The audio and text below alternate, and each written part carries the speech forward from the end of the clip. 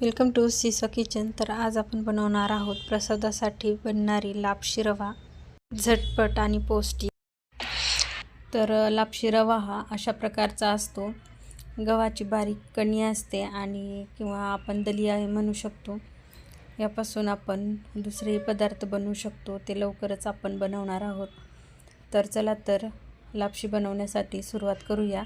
सर्वात अगोदर इथे मी ड्रायफ्रूट्स घेतलेले आहेत, त्याचे व्यवस्थित तुकडे करून घेऊयात। तर आता आपण 1 वाटी लापशी रवा घेणार आहोत। एवढ्या वाटीमध्ये 4 ते 5 वाट्या सहज लापशी होते बनवून। लापशी रवा स्वच्छ धुवून घेऊयात।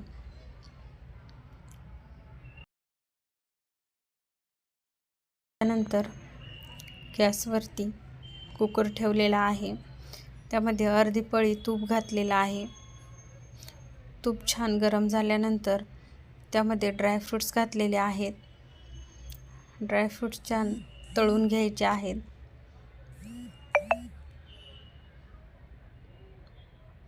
ड्रायफ्रूट्स तळलेले आहेत, आता आपण साईडला काढून घेऊयात आणि थोडंसं जे तूप तळायला उरलेलं आहे त्यामध्येच लापशी रवा छान भाजून घ्यायचा आहे।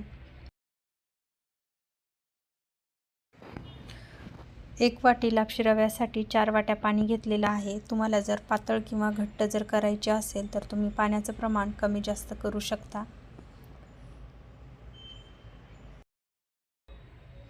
आणि याला उकळी आल्यानंतर आपण झाकण लावणार आहोत।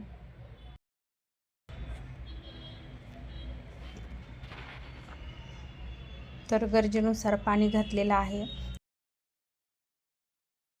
आणि थोडंसं मीठ घातलेलं आहे। आणि आता छान उकळी आल्यानंतर आपण झाकण लावून घेतलेलं आहे। आता याच्या 5 ते 6 शिट्या आपण करून घेणार आहोत। तोपर्यंत लापशीसाठी गूळ लागणार आहे, तर आपण गूळ सुरीच्या साहाय्याने कट करून घेऊयात।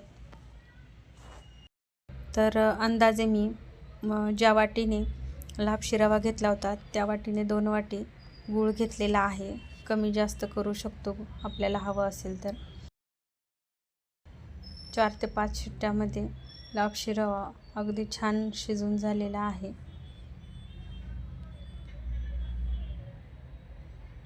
आणि आता आपण यामध्ये गूळ मिक्स करूयात।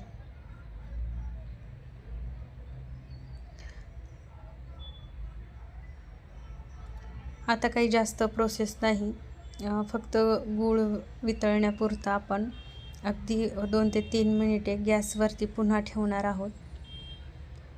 तर गूळ वितळून घेऊयात व्यवस्थित। तर आता घातलेला आहे खोबऱ्याचा कीस आणि विलायची पावडर।